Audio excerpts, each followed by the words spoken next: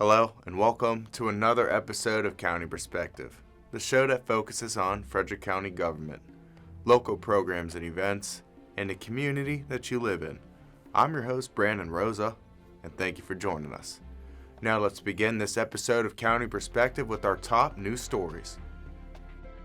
Frederick County Executive Jan Gardner announced her legislative priorities for the upcoming session of the Maryland General Assembly. She will request 4 pieces of legislation, including measures to protect seniors and forested land. She's also including a 5th bill, which was requested by the County Council to change the way Board of Education members are selected. The public will have an opportunity to suggest additional bills or comment on proposals during a virtual public hearing on October 13th, beginning at 6 p.m. I want to thank everyone who has provided ideas, suggestions, and input. The local public process is an easy and local accessible way to help shape state legislation, and it's certainly easier than heading down to Annapolis during the session. It also reflects our value for open and transparent government and my belief that the best ideas come from the people. The draft legislation, along with all submitted requests, can be found on the county's website at frederickcountymd.gov/legislative. To comment on any of the proposals or suggest additional topics for consideration during the virtual town hall meeting on October 13th, the virtual public hearing will be televised live on FCG-TV, cable channels 19 and 1085, and webcast at frederickcountymd.gov/legislative town hall. The Frederick County Health Department earned an award for its outreach campaign. A Way Forward Together and Transit has been recognized for its overall efforts supporting the community. I have to say, across all of county government, our staff has been really creatively tackling many of the challenges presented by COVID. And we're really fortunate to have top-notch employees and people working in this county who are very focused on delivering services to our citizens and to making people have a good life here in our community. Frederick County Transit transported thousands of people each day to their jobs, to medical appointments, and to get food throughout the pandemic. The Frederick County Health Department's outreach campaign to help people who are struggling during the pandemic. A Way Forward Together provides tips and tools to combat depression, substance misuse, trauma, and suicidal thoughts. These resources can be found at awayforwardtogether.org. The Frederick County Division of Emergency Management has begun the process of updating the county's Hazard Mitigation Plan. The Hazard Mitigation Plan guides the actions Frederick County will take to reduce risk from disasters over the next 5 years and beyond. It is meant to work with new and existing plans, building and zoning regulations, and environmental projects. Public input is critical to determine projects' needs and priorities for the plan. A survey is available at frederickcountymd.gov/HMP survey. Completing the survey should take no more than 10 minutes. The plan allows the county to be better prepared and more able to quickly resume normal operations after a disaster by identifying projects that will reduce impacts from hazards. The Frederick County Sheriff's Office is always available to help Frederick County residents 24/7. Now recently, the Frederick County Sheriff's Office launched an online incident reporting tool that allows county residents to file a non-emergency report anytime and any day of the week. If you have a computer or a smartphone, you can access this new tool. Watch this video to see how the online incident reporting tool works. As we kind of got into the heat of COVID and we were making adjustments to how we operate and trying to keep our staff safe, trying to keep the community safe, and limit unnecessary face-to-face contact if it didn't need to be, we looked at this online reporting option. We went live in the end of June 2020. So we've been operating just over a year with the live system. And what we found is that for a lot of our community, people like the accessibility and the freedom to get online, make the report, and get a case number pretty quickly. It's a very, very easy online tool to use, and it really does depend on the type of report you're filing. If it was just a basic theft report where one item was taken out of a car, it might take you 5 to 10 minutes to fill that stuff out. If it was multiple items, or if you were uploading some pictures or some video, maybe from a Ring camera or something like that, it's going to take you a little bit longer. But on average, I would say between 10 to 20 minutes. So the biggest thing to remember is it is something that is not currently in progress. So nothing where someone's actively committing a crime, or there's a suspicious person walking around, or something that requires a deputy to respond and investigate right away. These are going to be things like a theft, a burglary, theft from a motor vehicle, tampering with a motor vehicle. This could be a harassment complaint. There's a few others that are all listed on there. And obviously over time we're hoping to expand, but at this time everything is listed on that front page that you can report. The other things that you can also do is ask for certain types of checks or community complaints. So like a patrol check request if you're going to be on vacation for a certain amount of time, or let's say you've had some problems in your neighborhood and you just like an increased presence to kind of address an issue, you can request that through this website.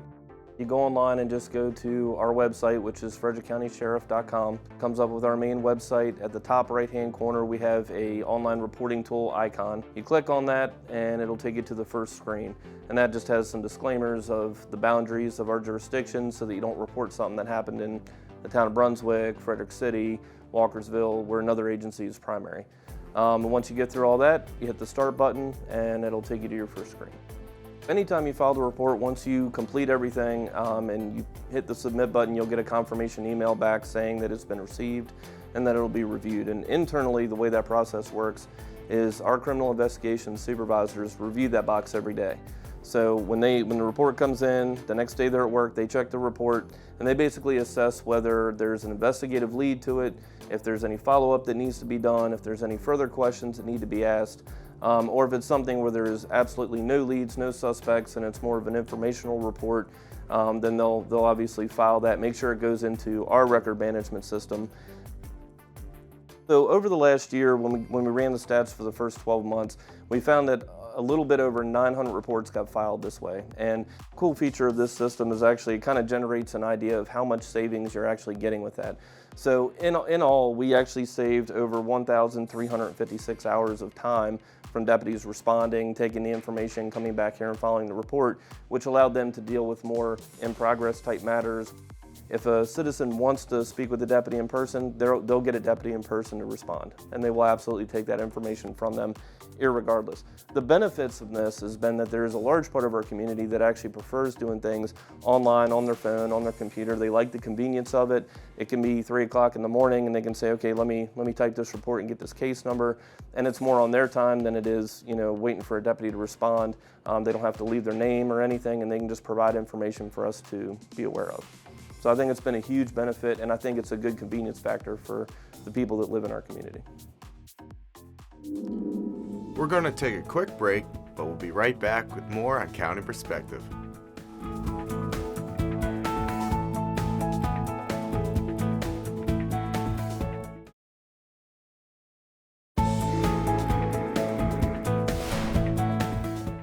Welcome back to County Perspective. I'm your host, Brandon Rosa. In just a few moments, we'll take a look at what's taken place around Sugarloaf Mountain as Frederick County implements the Livable Frederick Master Plan. But before we do that, let's see who this episode's Pet of the Week is.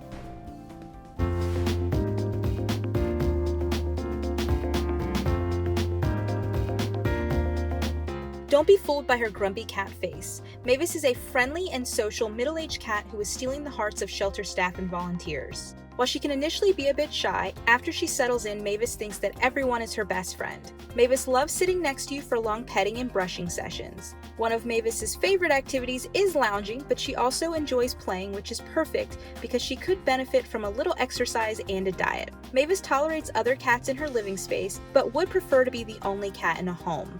To learn more about Mavis and our virtual adoption process, call Frederick County Animal Control and Pet Adoption Center at 301-600-1546. Sugarloaf Mountain is more than beautiful. It is home to over 10 acres of forest, wildlife, and it provides residents and visitors a chance to escape from the everyday norm while taking in spectacular views. Frederick County's Livable Frederick Master Plan has been in place for more than 2 years, and its mission is to provide a framework to guide future growth, development, and preservation in Frederick County. Let's find out more about how the Livable Frederick Master Plan will preserve our treasured landscape around Sugarloaf Mountain.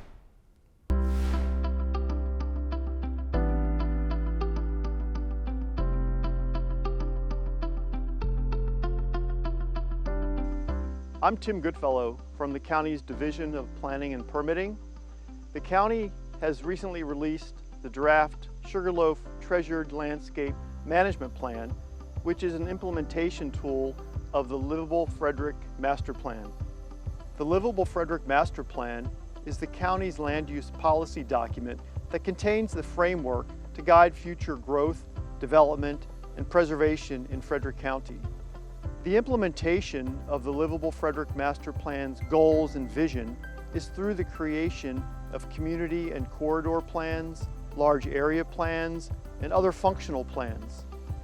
The Sugarloaf Treasured Landscape Management Plan is an example of a large area plan and is specifically identified in the Livable Frederick Master Plan. The Sugarloaf area is a very unique and special place in southern Frederick County. It contains extensive forest cover, over 10,000 acres. It has the only mountain in the Maryland Piedmont.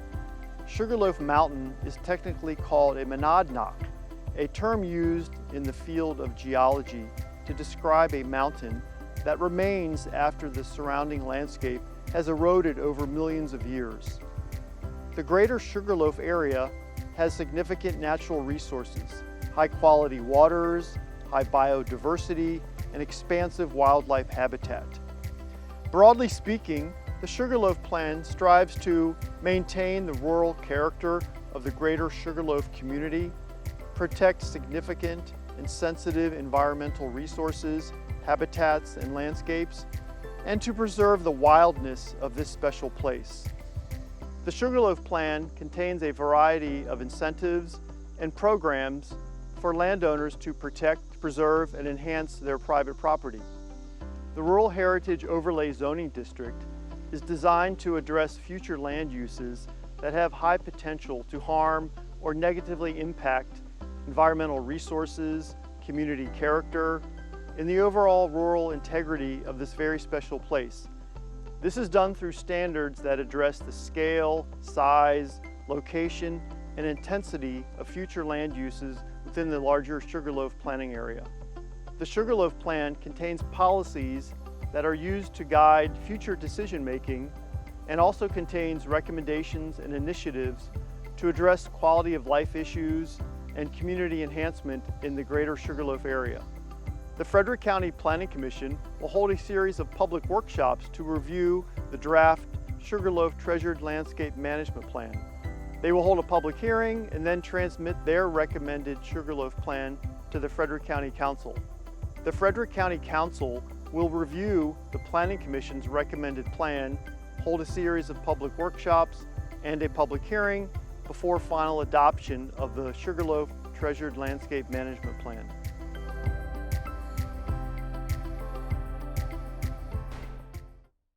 Fall is here, and there are plenty of activities and programs going on in the community. Frederick County has a variety of activities for all ages to keep you engaged. Check out some of the great programs that county departments are offering.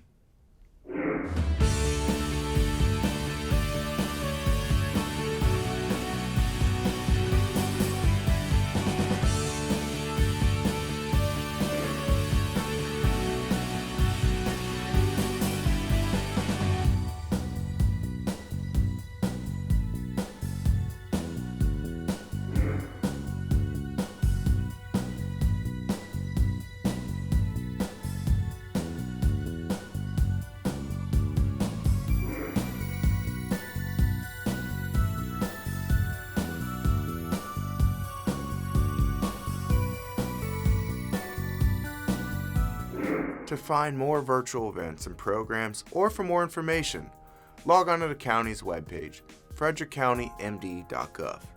Now at the end of our show, we'd like to mention a few recent events, along with things our viewers should keep an eye out for in the upcoming weeks.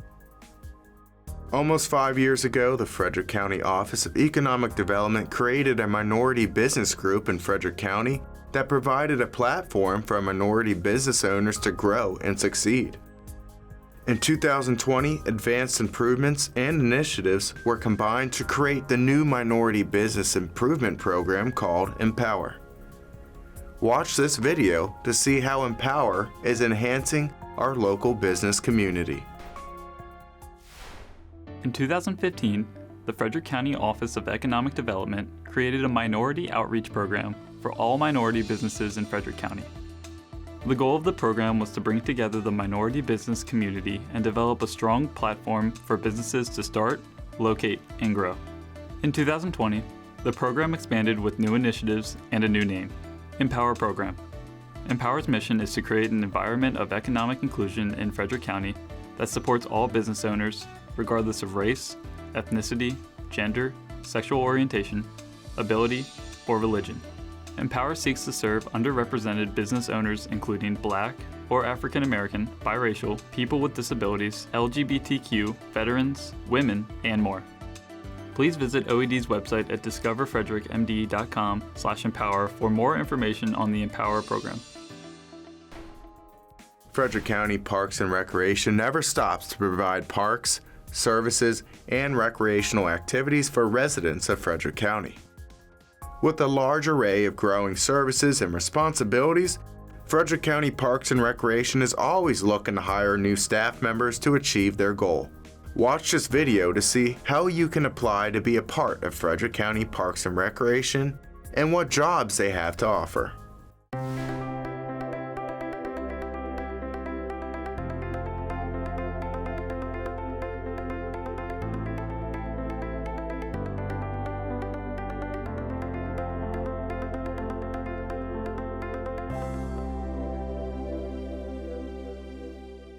The best part about working with Parks and Rec is working with the different array of backgrounds of people, from the parks maintenance crews to the recreation crews to security and custodial.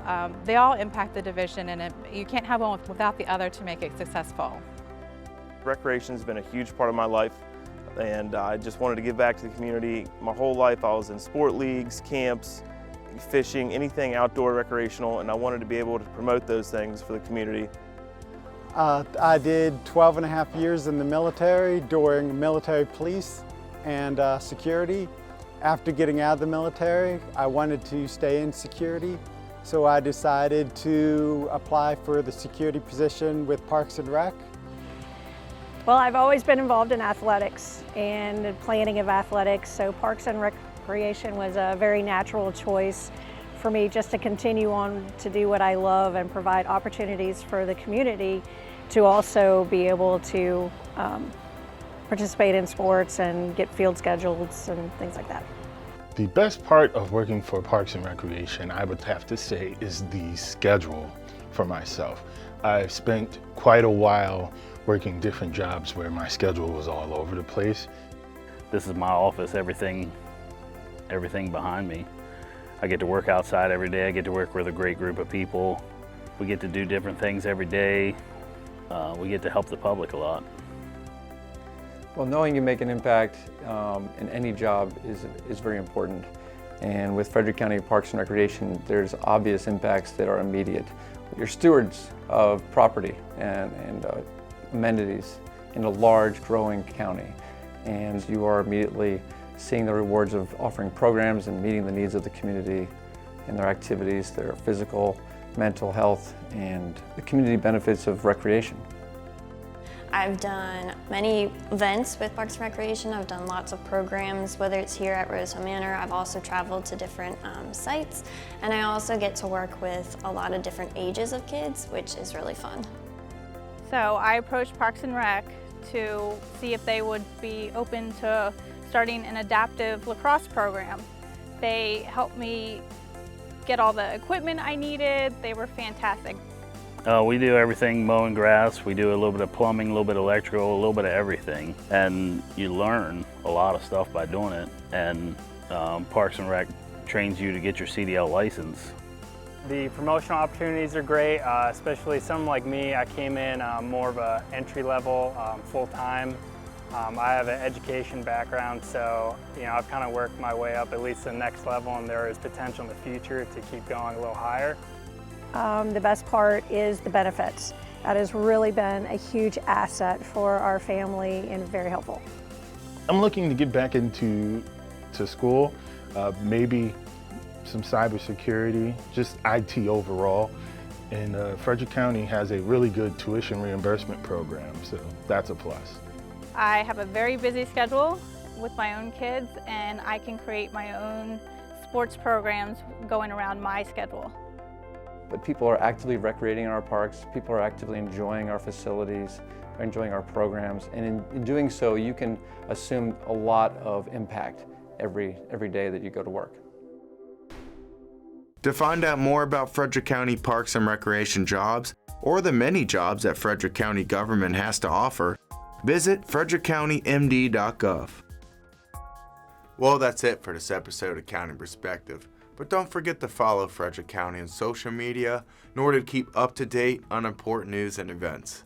We'll see you next time for a fresh look from a county perspective.